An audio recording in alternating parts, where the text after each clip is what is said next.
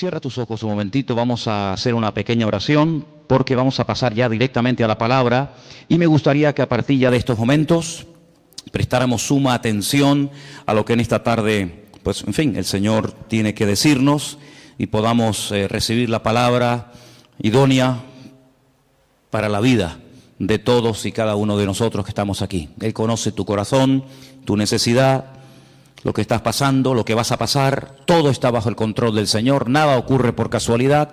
Por lo tanto, vamos a orar para que en esta tarde esta palabra pues te edifique, te anime, te consuele, te levante, te restaure, etcétera, etcétera. Padre Celestial, gracias de todo corazón te damos en esta tarde por este privilegio que nos das de poder estar aquí, Señor. Gracias por este regalo maravilloso que tú nos has dado de tu palabra. Queremos en esta tarde pedirte que tú nos hables, que toques nuestros corazones y podamos salir de aquí renovados y bendecidos y que verdaderamente, Señor, tu palabra hable a nuestras vidas.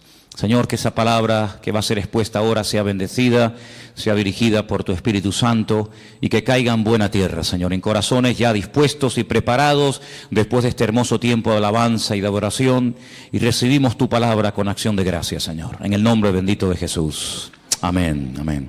Quiero llevarles por favor al segundo evangelio, el evangelio que lleva por nombre Marcos, el capítulo 2, evangelio según San Marcos, capítulo 2. Vamos a leer este pasaje muy conocido, pero yo creo que nos va a venir muy bien a todos. Como dicen los hermanos de Filadelfia, nos va a hacer mucho bien, Por lo menos eso es lo que hemos pedido al Señor y confiamos que así sea. En Marcos capítulo 2, a partir del versículo 1 en adelante, dice que Jesús entró otra vez en Capernaum. Cafer en hebreo significa pueblo, Naún es el lugar o es el nombre del profeta Naún. Así que Jesús utilizó durante algunos años de su ministerio el pueblo de Capernaum, el pueblo donde había nacido y se había criado el profeta Naún, como cuartel general. Y allí estando en Capernaum, después de algunos días, se oyó que estaba en casa. Lo más probable es que estuviera en casa de Simón Pedro, que vivía justamente allí también en esa ciudad. Y dice que inmediatamente se juntaron muchos, de manera que ya no cabían ni aún a la puerta. Les predicaba la palabra. Versículo 3 dice: entonces vinieron a él unos trayendo a un paralítico que era cargado por 4. Esta es una opinión personal, pero para cargar un paralítico no hace falta 4 personas, con 2 se puede llevar perfectamente. Probablemente el hombre llevaría tanto tiempo acostado que ya el hombre estaba un poquito ya pasado de peso, ¿no? Y entonces hacía falta 4 personas. Es una opinión personal, simplemente, no tiene mayor importancia. Como no podían acercarse a él a causa de la multitud, descubrieron el techo de donde estaba. Eran techos de paja, de hojas de palmera, de tierra, por lo tanto era muy fácil. Y haciendo una abertura bajaron el lecho en el que yacía el paralítico. Ahora comenzamos a ver cosas muy llamativas, muy interesantes. Versículo 5. Al ver Jesús la fe de ellos, ¿verdad que no habla de la fe del paralítico? En ningún momento. Habla de la fe de ellos, es decir, de los 4 que traían al paralítico, y me llama la atención que dice, al ver la fe. Luego el Señor puede ver la fe.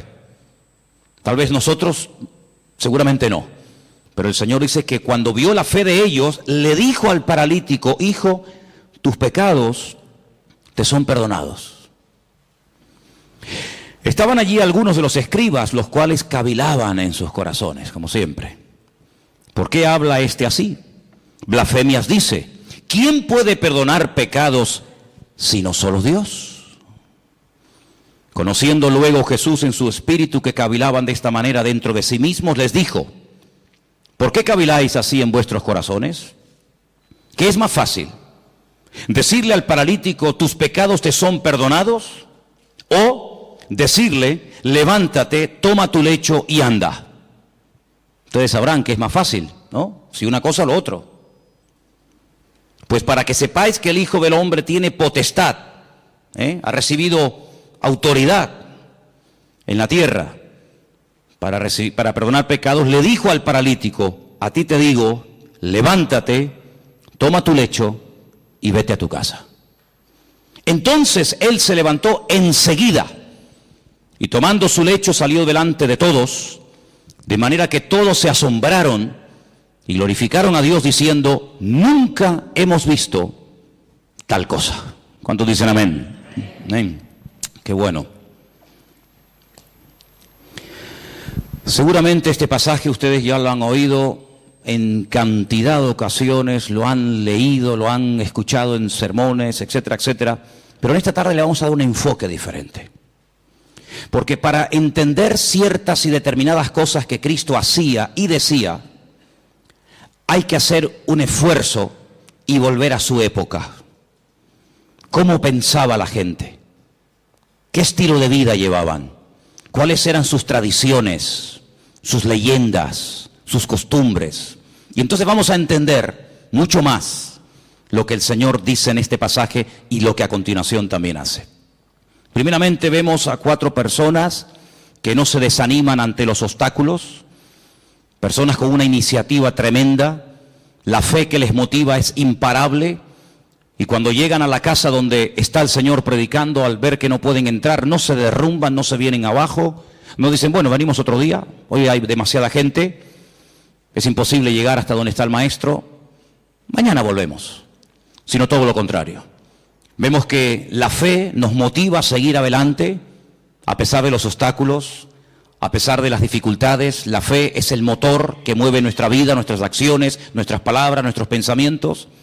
Y esta gente sube a lo alto del terrado, y dice la palabra de Dios, como hemos leído, que hacen un agujero en el techo, y descienden a este hombre hasta llegar hasta donde está el Señor. Luego vemos que la fe es el ingrediente indispensable para que tú y yo no nos vengamos abajo en momentos de dificultades en la vida.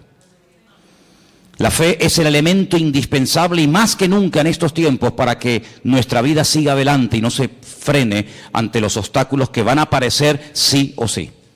Por eso una de las razones por las cuales el Señor nos dio la fe, no solamente es para que inicialmente le conociéramos y tuviéramos un encuentro y una experiencia personal con Él, sino que la fe también nos ayuda a mantenernos, no solamente a alcanzar la salvación a través de Cristo, de sus méritos, sino para que haya una vida de mantenimiento y de proceso y de acceso continuo a las bendiciones del Señor. Vemos que la fe no detuvo a esta gente, sino que la fe les ayuda a vencer obstáculos. Probablemente si no hubieran tenido fe hubieran dicho, vámonos, ¿qué hacemos aquí? Nunca nos va a atender, siempre está ocupado, siempre está rodeado de gente, incluso puede ser que hasta más necesitadas que nosotros.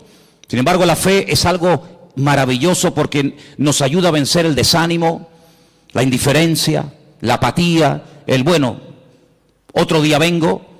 Por eso es fundamental que la fe que tienes, la vives, la uses, para que cuando te vengan los obstáculos que te van a venir a lo largo de tu vida, de la índole que sea, tú puedas vencer cada uno de ellos y utilizar los problemas como una especie de plataforma o de trampolín para conocer las grandezas y las maravillas del Señor en tu vida. ¿Cuántos dicen amén? Ahora vamos a pasar a las primeras palabras que el Señor Jesucristo le dirige a este hombre. Pero antes de entrar en ellas, yo quiero recordarles que aquí el jueves yo hablé acerca de un pasaje que se encuentra en el Evangelio según San Lucas, creo recordar que era el capítulo 13, donde veíamos a una mujer, no podemos decir cristiana porque no sería el término correcto, pero el término que aparece ahí es hija de Abraham, es decir, era una creyente, ¿sí? No era una pagana, una idólatra, una que pasaba por la calle y entró a ver qué pasaba allí, sino era una mujer judía, una mujer que había sido criada en la ley de Moisés, en las costumbres del pueblo de Israel, y dice que durante 18 años había tenido que soportar, había tenido, digamos, entre comillas, que resignarse a la cruda realidad de que a pesar de su fidelidad a la sinagoga, a pesar de su conocimiento de la Escritura, dice la Escritura que ella no se podía enderezar de ninguna manera. El principal de la sinagoga aparentemente ni le prestaba atención. La religión de la época aparentemente no le había servido de nada. Ella oía y asistía a la sinagoga, pero entraba y salía durante 18 años y siempre estaba igual, y yo me atrevería a decir que hasta en algunos casos hasta peor. Sin embargo, dice la Biblia que ese día el Señor la vio. Y cuando la vio, la sacó de aquellas cortinas, de aquellas celosías, ¿verdad? Donde ya explicamos que se ponían las mujeres en aquella época y se siguen poniendo hasta el día de hoy. Y entonces dice algo increíble. Le dice, mujer, eres libre de tu enfermedad. Porque dice que tenía espíritu de Y quiero aclarar, y ya lo aclaramos el jueves, que no tenía un demonio, no tenía un espíritu viviendo dentro de ella, sino que tenía una inclinación, tenía espíritu de enfermedad. Y el Señor tuvo que desatarla espiritualmente hablando. No estaba poseída, estaba atada espiritualmente hablando, que son dos cosas distintas. Y dice la Biblia, yo he hecho hoy en el mundo espiritual lo que ustedes hacen todos los días cuando desatan a vuestras bestias, a vuestros mulos, ovejas, camellos o lo que sea, y lo lleváis a beber y luego volvéis, y cuando lo traéis lo volvéis a atar. Luego lo mismo que vosotros hacéis en lo físico, yo lo acabo de hacer en lo espiritual en esta mujer. Y la evidencia de que ahora está desatada, la evidencia de que ahora es libre, es que se puede enderezar. Ella se enderezó y comenzó a glorificar al Señor. Y vimos el día jueves cómo hay ataduras espirituales que se manifiestan en, entre comillas, enfermedades o en deformidades o en problemas de tipo físico.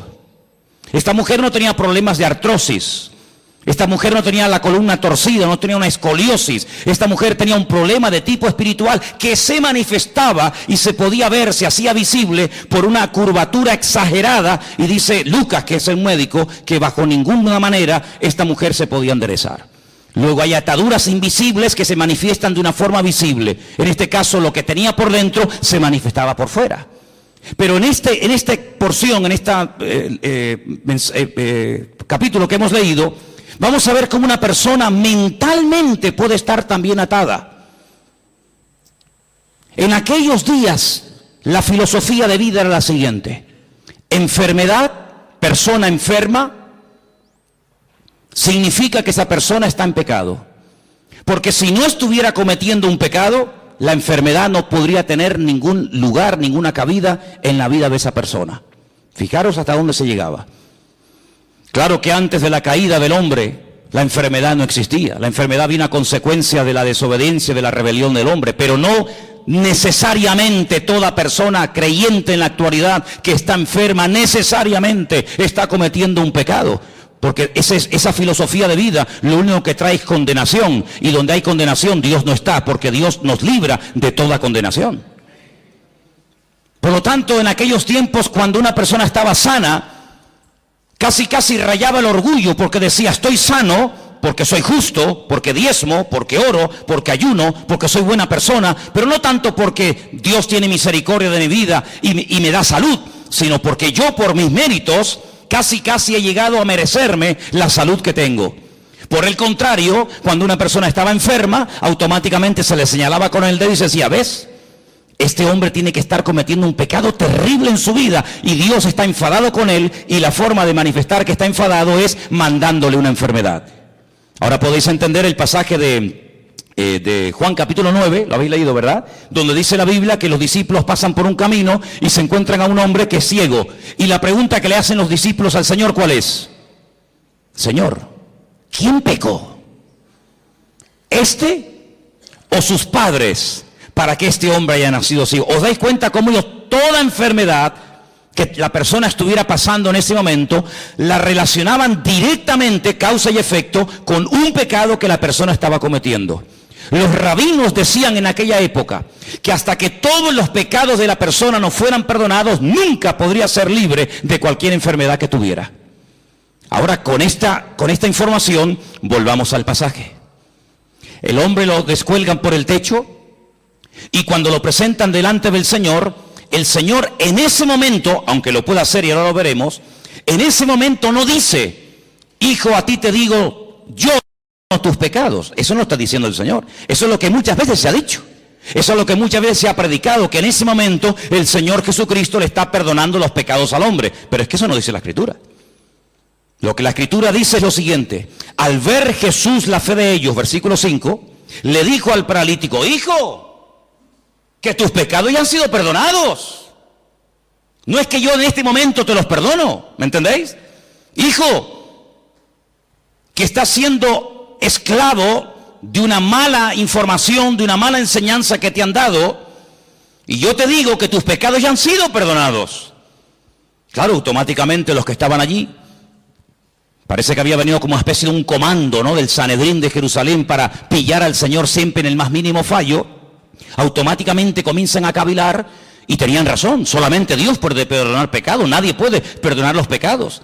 Pero si os dais cuenta, Jesús no está diciendo en ese momento, a ti yo te perdono los pecados, sino que le transmite la información del Padre, diciéndole, hijo, que tus pecados ya han sido perdonados.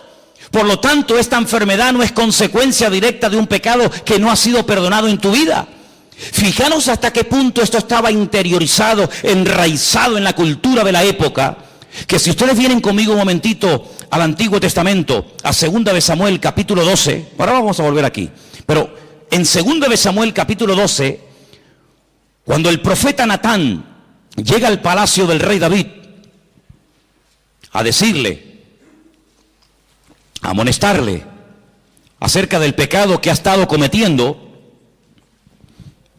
si ustedes leen todo el capítulo 12, no nos da tiempo de leerlo ahora, pero leerlo por favor al llegar a casa, 2 de Samuel capítulo 12, en el versículo 13, cuando el profeta Natán le amonesta al rey David, él dice en el versículo 13, entonces David le dice al profeta Natán, he pecado contra el Señor, he pecado contra Dios. Pero Natán le dijo, pero también el Señor ha redimido tu pecado. ¿Y qué añade? No morirás. Es decir, la consecuencia de que Dios te ha perdonado es que no has muerto. Porque si hubieras muerto, es la evidencia de que Dios no te perdonó. Fijaros la profundidad de esto, hermanos. Dios te ha perdonado.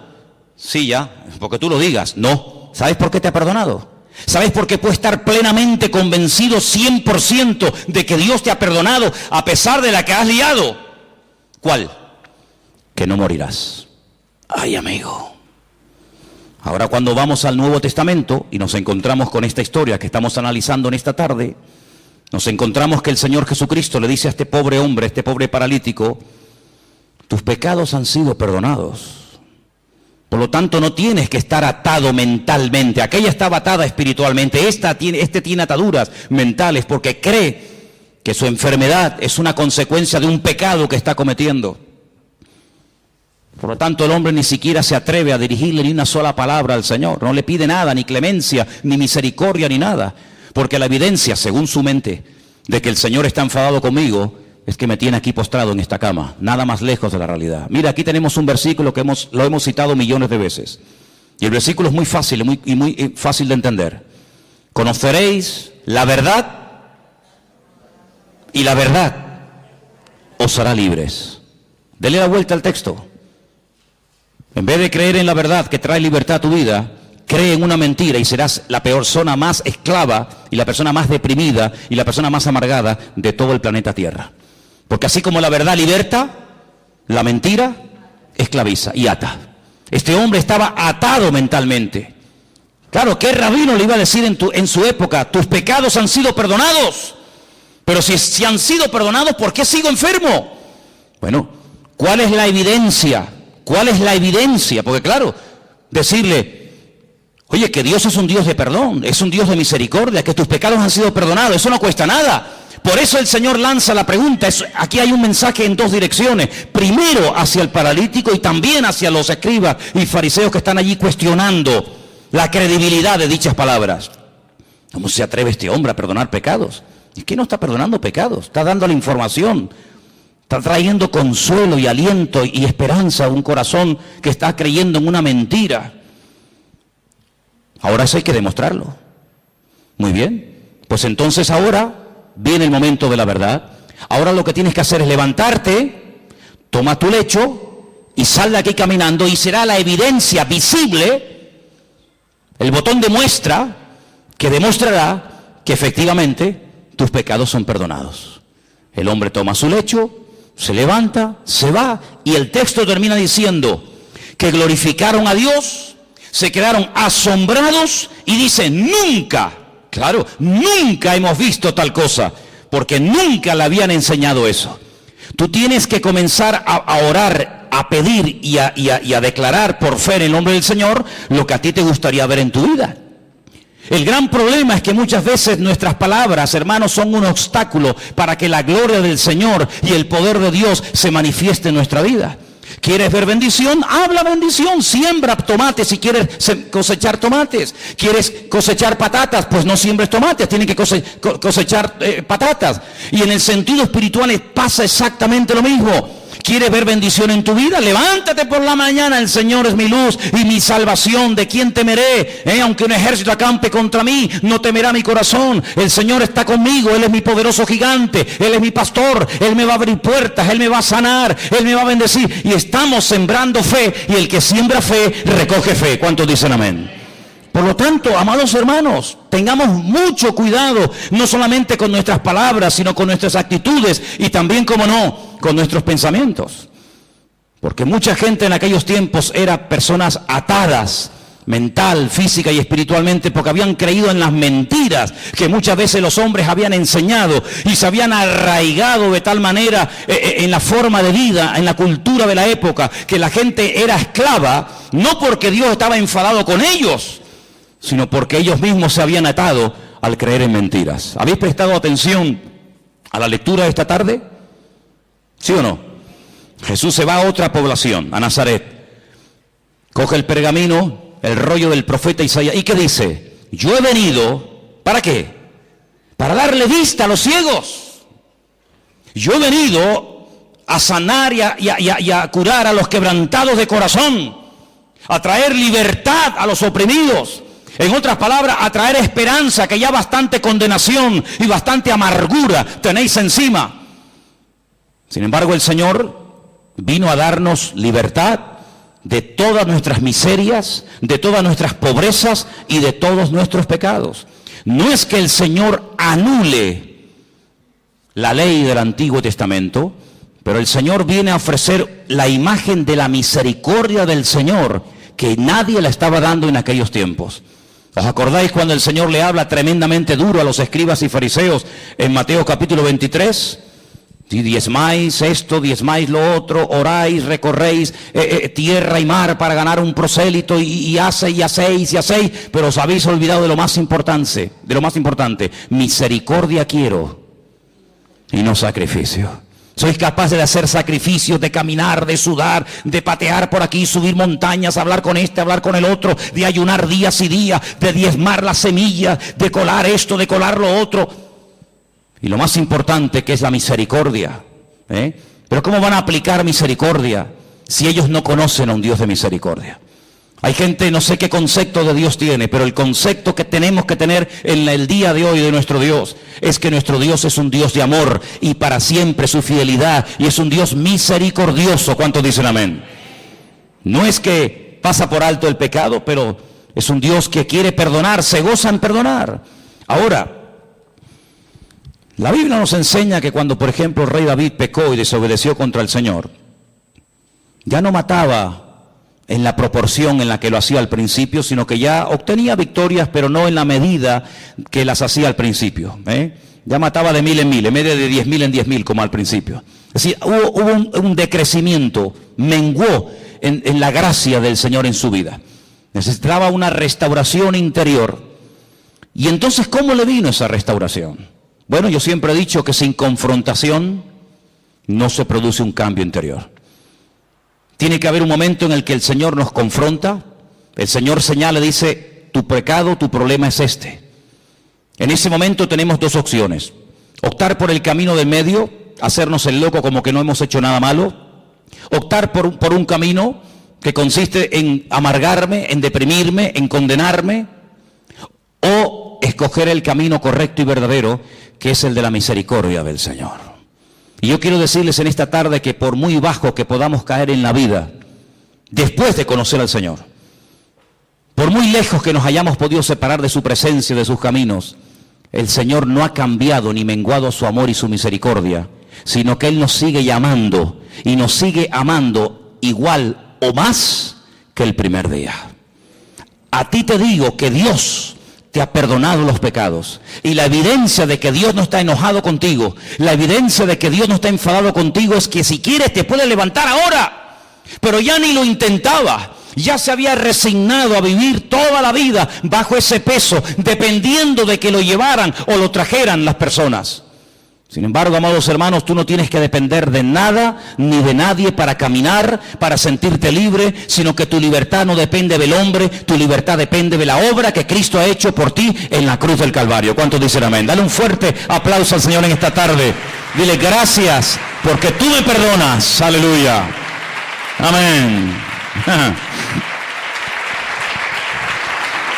Hay un versículo en San Juan capítulo 5 que quiero leer, San Juan capítulo 5, versículo 22, donde vemos que el Padre delegó en el Hijo plenos poderes para perdonar pecados y para cualquier cosa. Y quiero que lo leamos porque no quiero que penséis que estoy tratando de decir que Jesús no tenía autoridad para perdonar pecados, no estoy diciendo eso. De hecho, el versículo que vamos a leer ahora nos demuestra que el Padre delegó, dice, este es mi Hijo amado en el cual delego, en el cual deposito toda mi confianza. Juan capítulo 5, verso 22 dice, porque el Padre a nadie juzga. Pero sigue diciendo el versículo, sino que todo el juicio, ¿qué dice? Se lo dio al Hijo. Es decir, que a través del Hijo, Dios imparte justicia y a través del Hijo, Dios imparte misericordia. ¿Os acordáis cuando el Señor estaba un día y de repente lo rodearon un montón de religiosos que estaban dispuestos a apedrear, a lapidar públicamente a una mujer que dice que había sido sorprendida en el mismo acto? Que es curioso, porque si la habían sorprendido en el mismo acto, ¿dónde estaba el otro? Curioso que nada más traen a uno. Y le dijeron, nuestra ley, como dándole lecciones de moral al Señor, como enseñándole cosas que él ignoraba, nuestra ley dice que tenemos que tomar medidas radicales ante este tipo de pecados, y nuestra ley dice que hay que matar a pedradas a semejantes personas. Y el Señor dice, muy bien, perfecto, yo conozco esa ley, si la di yo, si yo la di. El problema es que para poder ejecutar esa ley, uno tiene que estar limpio y libre de pecado.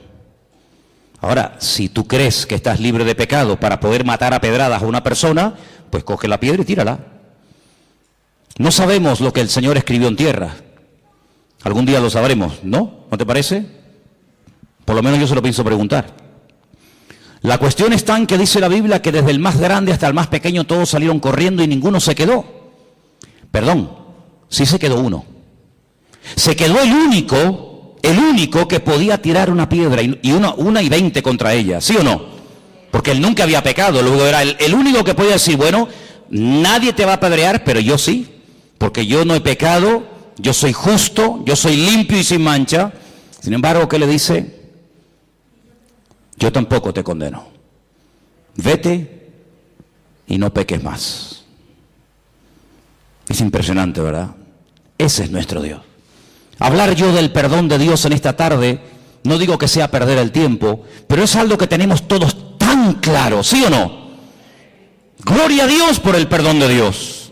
Gloria al Señor que vemos que perdona al ladrón en la cruz sin haber hecho ningún mérito para ser perdonado. Gloria a Dios que perdona a la mujer adúltera que según la ley de la Torá de Moisés merecía la muerte. Gloria a Dios que perdonó a Pedro a pesar de que le traicionó o le negó. Ponle el adjetivo que quieras. Gloria a Dios que no hay pecado que Dios no pueda perdonar. Hablar del perdón de Dios, hermano, para nosotros no es una predicación, es una realidad. Es algo que hemos experimentado. Todos los que estamos aquí, o la inmensa mayoría, sabemos que el Señor, tanto antes como después de haberle conocido, nos ha tenido que perdonar muchas veces, ¿sí o no? Porque claro, siempre cuando hablamos de perdón y de misericordia, parece que tenemos que volver a nuestra vida anterior a conocerla al Señor. No, yo no hablo de esa, yo hablo después de haberle conocido. O es que después de haberle conocido no hemos roto nada. Es que después de haberle conocido no hemos caído, tropezado y pecado. ¿Hay alguno aquí así? Porque antes pecábamos por ignorancia, pero ya después de conocerla a Él, pecamos sabiendo que a nuestro Dios le ofendía el pecado y lo hemos hecho igualmente. Y el Señor nos ha perdonado. Y la evidencia de que nos ha perdonado es que estamos vivos. Pero yo no quiero hablar del perdón de Dios, porque ya lo sabéis. Yo quiero hablar acerca de si ahora nosotros vamos a perdonar nuestras ofensas a aquellos que nos han hecho daño. Hay muchas formas de matar a una persona. Dicen que En algunas tribus se ha practicado y se practica en la actualidad algo que se llama el ostracismo.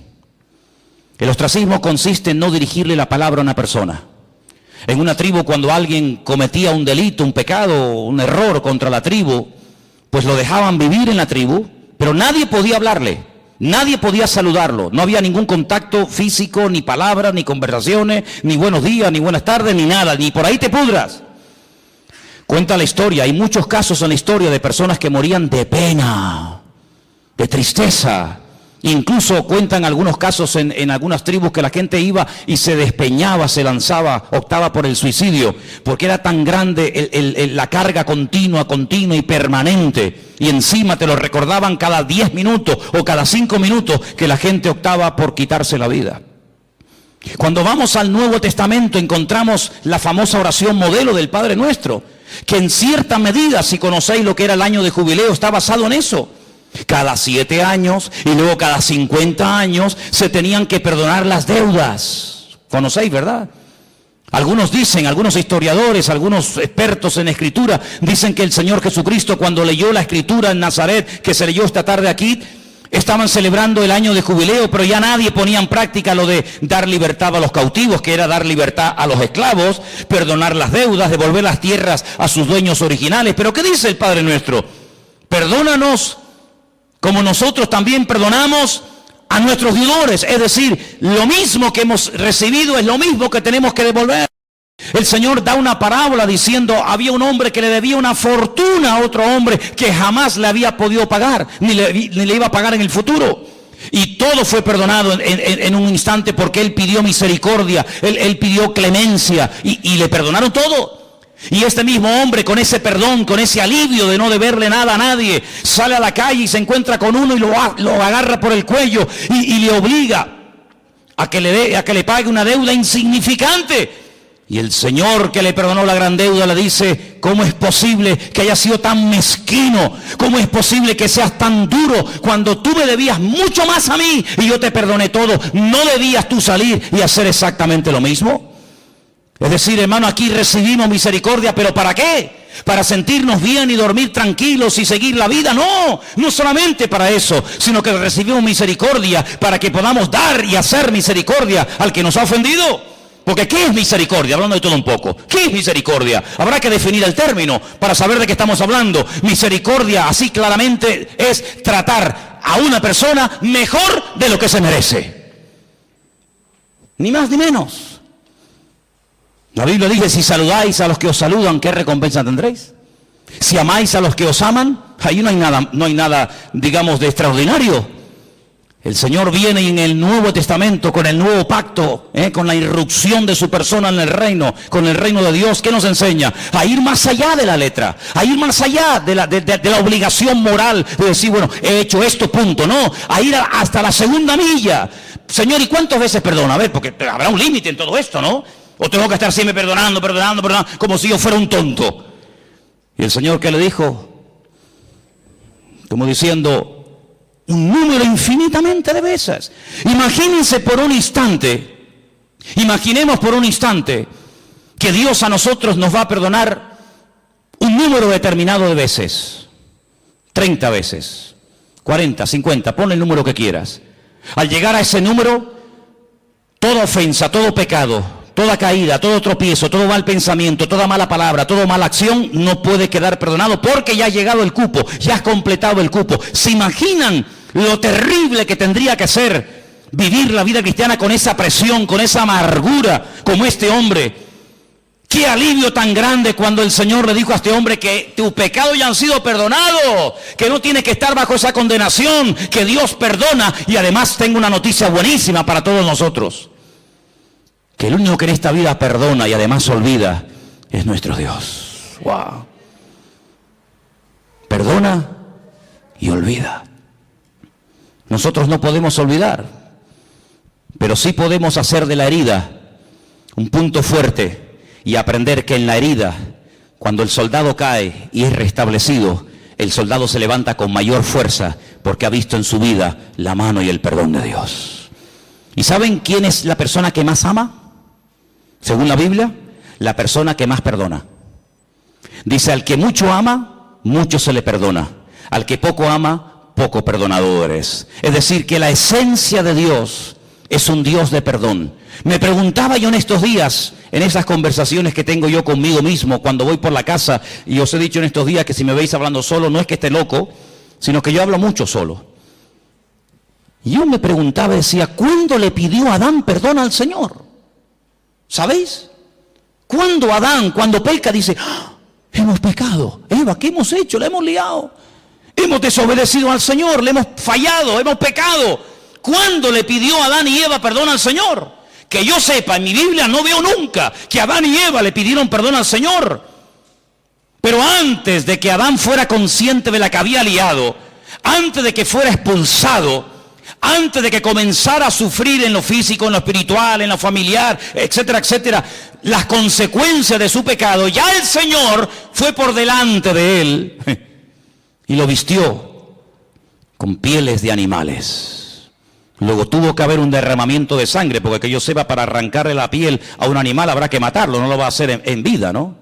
Tuvo que haber un derramamiento de sangre, y cada vez que Adán y Eva veían esas túnicas que le habían hecho el Señor a su medida, no le quedaban pequeñas, ni grandes, ni apretadas, sino eran túnicas hechas a su medida. Cada vez que veían esas prendas, sabían que la habían liado, pero Dios los había cubierto con su justicia y con su misericordia. Y ese es el concepto que tenemos que tener constantemente en nuestra vida. Mi Dios es un Dios santo, no tolera el pecado, pero es un Dios que si llego a pecar, Dios, siempre que haya un arrepentimiento, siempre que haya un genuino arrepentimiento, mi Dios, que lo conozco perfectamente, sé que mi Señor siempre me perdonará, siempre me restaurará y siempre me dará una segunda oportunidad. ¿Cuántos dicen amén? Dile al que está a tu lado, Dios perdona y olvida. Así es, aleluya. Dios perdona y Dios olvida. Bendito sea el Señor. Algo que hace años escuché y tal vez nos puede hacer mucho bien en esta tarde a todos y a cada uno de nosotros es, cuando me encuentro en una situación, no sé, de enfermedad, de dolor, de tristeza, de angustia, en fin, de lo que sea, hazte la siguiente pregunta: ¿qué haría en mi lugar el Señor Jesús? Imagínate que una vecina, no sé, te tira agua sucia en la puerta, te raya el coche, te insulta, te critica, no sé qué. Por poner un ejemplo, ¿qué haría Jesús si la vecina de al lado de su casa donde él estaba posando esa noche le hiciera semejante detalle? ¿Qué haría el Señor? ¿Qué haría el Señor si alguien llega y te insulta y te amenaza y te denuncia y te no sé qué y te no sé cuánto? ¿Qué haría el Señor? Eso es lo que nosotros tendríamos que hacer. Ni más ni menos. Exactamente lo mismo que haría el Señor. Es interesante notar que cuando el Señor Jesucristo resucitó, la Biblia nos da una lista muy detallada de las personas, lugares que fue a visitar después de su resurrección. A una de las personas que específicamente fue para encontrarse con él, para restaurarlo, ¿sabéis de quién hablo, verdad? Del apóstol Pedro. Id y decirle a mis discípulos y a Pedro. Y el Señor Jesucristo se va desde Jerusalén, lugar donde había sido muerto, crucificado y resucitado, recorre prácticamente todo el país y se va justo al mar de Galilea, donde allí estaba Pedro, volviendo otra vez a las andadas, volviendo otra vez a la pesca, contagiando con su desánimo y con su decisión a otros discípulos para volver a la pesca, cuando tenían que tener clarísimo que ya por ahí no iban los tiros, pero allí se va el Señor. Y el Señor se entrevista con Pedro, y el Señor restaura a Pedro, y el Señor le vuelve a decir algo tremendo, que a lo mejor tú y yo nunca le diríamos a nadie: pues apacienta mis corderos. Y alguien podía objetar y decir: pero Señor, pero si cuando te vio hacer milagros, cuando te vio caminar por encima de las aguas, cuando te vio multiplicar panes y peces, la lió y dijo que no te conocía, ahora que te vas, le vas a delegar a él la responsabilidad, y como a uno de nosotros, de atender ovejas, de atender gente nueva, de pastorear iglesias, de difundir el evangelio. Pero Señor, ¿no te das cuenta que de este hombre nadie se puede fiar? Que ya la lió una vez, y si la lió una vez, ¿Quién nos asegura que no vuelva a hacerlo? Bueno, tenemos un pasaje tremendo para que veáis la reacción del Señor y la reacción del hombre ante un pasaje o una circunstancia parecida. Dice la Biblia que hubo un desacuerdo terrible entre Pablo y Bernabé. ¿Por qué? Porque dice que Marcos en el primer viaje misionero los había abandonado, ¿sí o no? Y llega el momento de celebrar el segundo viaje misionero.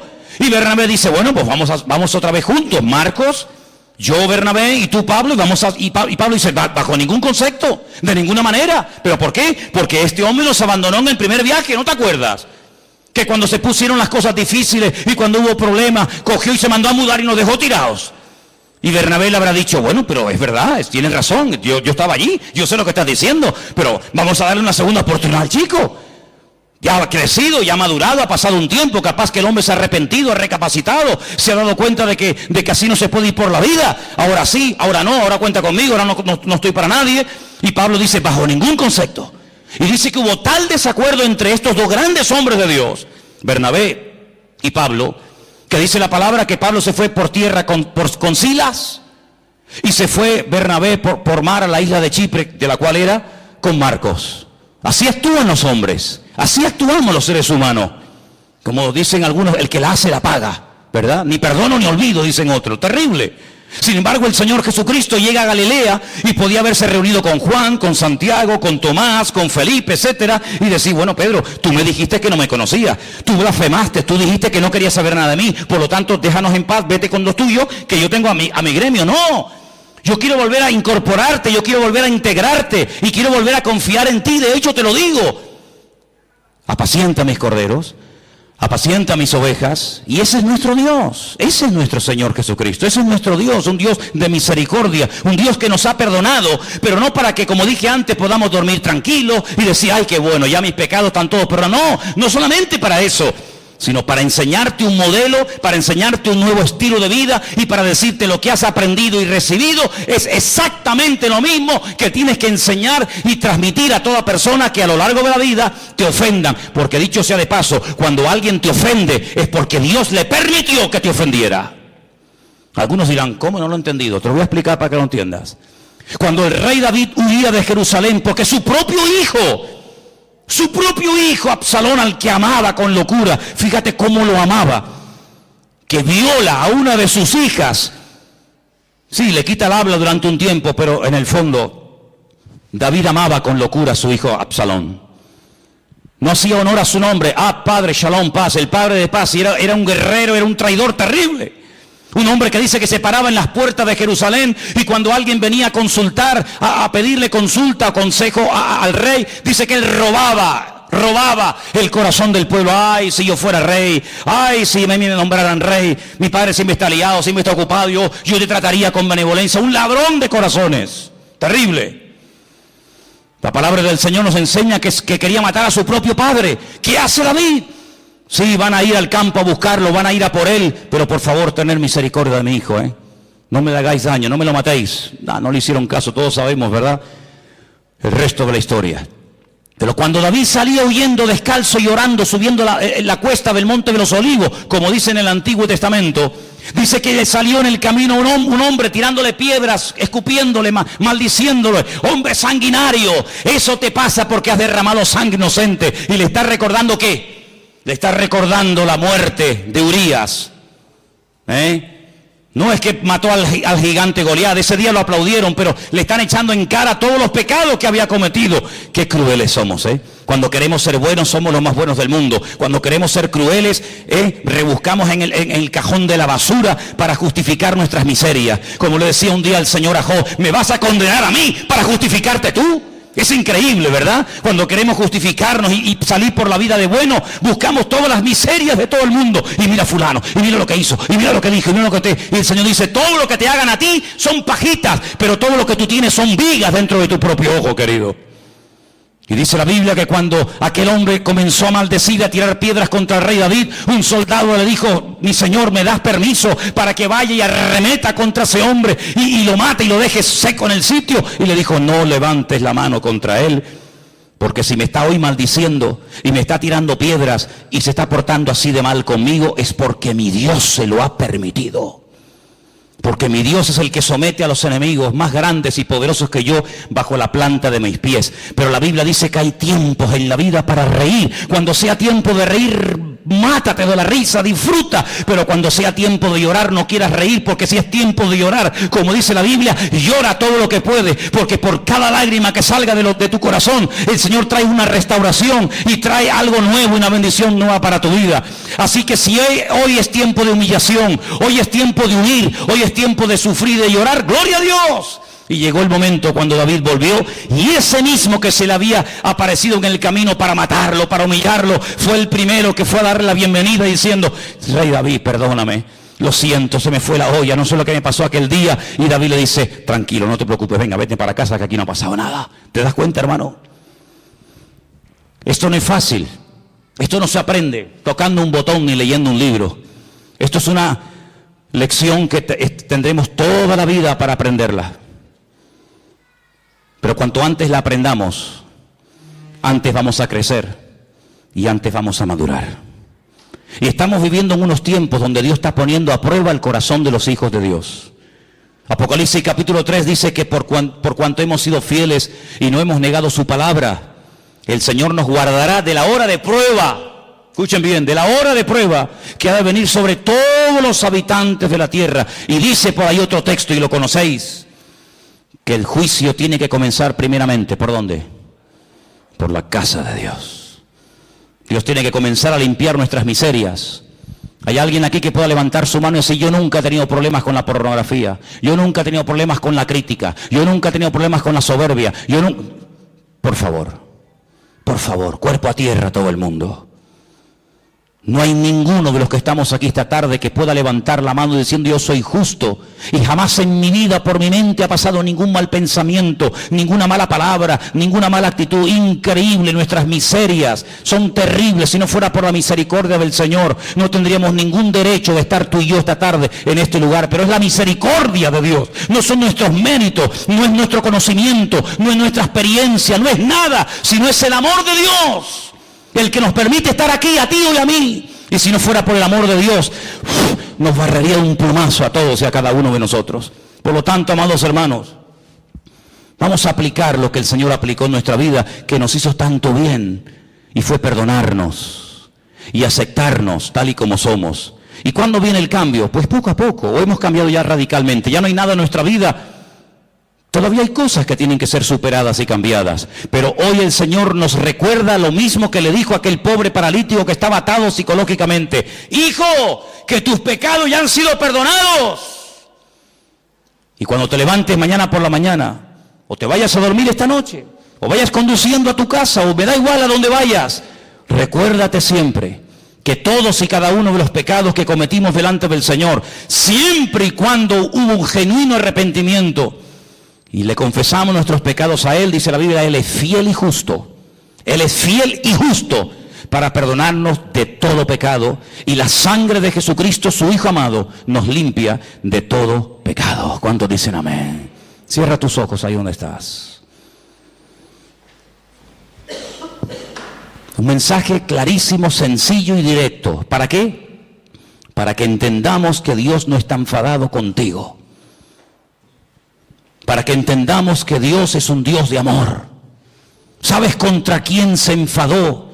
¿Sabes a quién abandonó? ¿Sabes sobre qué cargó tu pecado y el mío, el Señor, el Dios Todopoderoso? Sobre su Hijo Jesucristo. Con Él se ensañó. Dios mío, ¿por qué me has desamparado? Contra Él el Padre se ensañó, lo dejó solo en la cruz. Permitió que lo escupieran, que lo coronaran con corona de espinas, que lo flagelaran vilmente, cruelmente, hasta la extenuación, que lo clavaran de pies y de manos, que se viera más solo que la una. Cuando los miles y miles de enfermos, cojos, mudos, paralíticos, ciegos, endemoniados, ninguno salió en su defensa. Cuando iban a llevar a los crucificados al madero, iba delante una persona con un pequeño cartel, una pequeña sentencia. En este caso dice la Escritura que, fíjate tú, lo escribieron en 3 idiomas, por si alguien no sabía lo que estaban allí escribiendo, para que todo el mundo sepa que la causa por la que le están matando es porque dijo que él es el rey de los judíos. En griego, para que todos los filósofos estoicos, epicúreos y sabios de la época sepan la causa de su muerte. En latín, para que todos los romanos, sin misericordia, sin clemencia, sepan que matar a un hombre porque se autoproclamó rey de los judíos es una locura, es la mayor injusticia de toda la humanidad.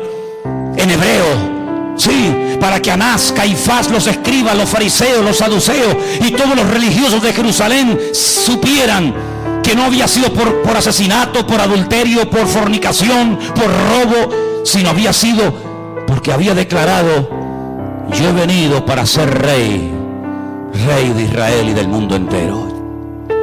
Iban delante de él con ese epitafio, iban delante de él con ese cartelito, para ver si alguien entre el público era capaz de parar la comitiva y decir: alto, alto, un momento, no lo llevéis a la cruz. A mí me sanó el Señor. Yo soy Bartimeo. Yo lo conocí a él en Jericó, y cuando yo le pedí: Jesús, hijo de David, ten misericordia de mí, él se paró y me sanó. No lo llevéis a la cruz. Podía haber salido Lázaro, su amigo, aquel que estuvo muerto y resucitó. Yo estuve muerto, yo sé cómo sabe la muerte, yo sé cómo sabe la oscuridad de la tumba, pero oí mi voz, oí su voz: Lázaro, y salí fuera. Tampoco estaba. Podía haber salido aquella mujer con flujo de sangre, que se detuvo en el camino y al instante, al tocarlo, su flujo de sangre se secó. Podía haber aparecido el endemoniado gadareno. 2000 demonios vivieron dentro de su cuerpo y los echó a todos, y fue libre, y volvió a su juicio cabal, y le dijo: vete y cuéntale a los tuyos cuán grandes cosas el Señor ha hecho contigo. Tampoco estaba. Podía haber venido el paralítico de Betesda, estaba al lado. 38 años tirado en el estanque de Betesda, y vino él y en segundos me sanó. Tampoco estaba. Podía haber venido la mujer encorvada, era una sinagoga en Jerusalén. 18 años encorvada estuve, y ahora puedo glorificar al Señor. Probó la soledad, la angustia, para que tú y yo no tuviéramos que probar esa sensación de la vida. Él se sintió solo para que tú siempre te sientas acompañado. Él sufrió para que tú disfrutes de la vida. Él murió para que tú vivas. Él derramó su sangre para que tú no mueras. Viviré y no moriré, dice el Salmo. Viviré y no moriré. Y en esta tarde quiero que te sientas limpio y perdonado por la sangre preciosa de Jesucristo, el Cordero de Dios. Vete y no peques más, para que no te venga una cosa peor, le dijo tal vez a una mujer. Qué tremendo, ¿verdad? Vete y no peques más. El Señor nos dice hoy a nosotros: venid a mí, los trabajados y cargados, que yo, solamente yo, os traeré descanso. El famoso Shabbat, el reposo, yo lo traeré a vuestros corazones. Cuando vengáis a mí humillados y arrepentidos, yo os levantaré, restauraré vuestra vida y cambiaré vuestro lamento en baile. Y podrás seguir caminando y recordar al mirarte esa herida cicatrizada que yo un día te perdoné y te sané, para que tú vayas y hagas lo mismo con todo aquel que te encuentres en el camino de la vida. Bendito sea el nombre del Señor. Dios es un Dios de perdón, es un Dios de misericordia. Y hoy nos dice el Señor a nosotros como cristianos, como hijos y como hijas de Él: misericordia quiero y no sacrificios.